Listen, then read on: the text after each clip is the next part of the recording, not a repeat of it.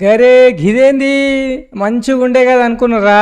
Butterfly గాలికి ఎగిరిపోయింది, పైపులు మిగిలిపోయినాయి. గట్లేం కాదు, క్వాలిటీ గట్టిగా ఉండేసరికి వానగాలి కూడా గట్టిగానే వచ్చింది కదా, దాని దెబ్బకి గా తీరులు అయిందన్నమాట.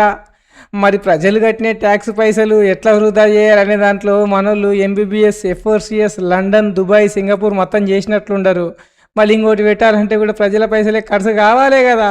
మరి దాన్ని వీళ్ళు ఎట్లా రిసీవ్ చేసుకుంటారో ఏం చేస్తారో తెలియదు. కానీ గిదేంది సారోళ్ళు కష్టపడి ట్యాక్స్ కట్టిన పైసల్ని మంచిగా వాడాలి, కానీ ఇట్లా ఆగమాగం చేస్తే ఎట్లా అని ప్రజలు ముక్కు మీద వేలేసుకుంటారు. ఈ దెబ్బతో ఊరు పరువు మొత్తం బాయే కదా. మీ సోపతి సల్లగుండా రిపేర్ అన్నా చేయండి. శతకు పొడుగు చెత్త వేసుకపోయి చెత్తలు అమ్ముకునగలడు ఎవడన్నా.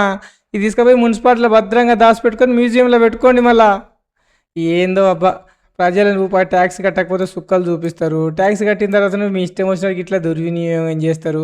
ఇంకా స్తంభం కూడా ఒరిగిందని 10 రోజుల కింద వార్త రాస్తే నిన్న మొన్న రిపేరింగ్ వరకు చేసినట్లున్నారు. కానీ గట్లకెళ్ళి వచ్చేటోళ్ళు పోయేటోళ్ళు నీ లక్కడికాపులు లంగారాజు కుక్కటిపల్లి అని మస్తుగా తిడుతుర్రు. మీకు వినవాడదేమో కానీ గిది అయితే ఎంతవరకు కరెక్టు ఎంతవరకు తప్పు మీరే చెప్పాలి మిత్రులారా.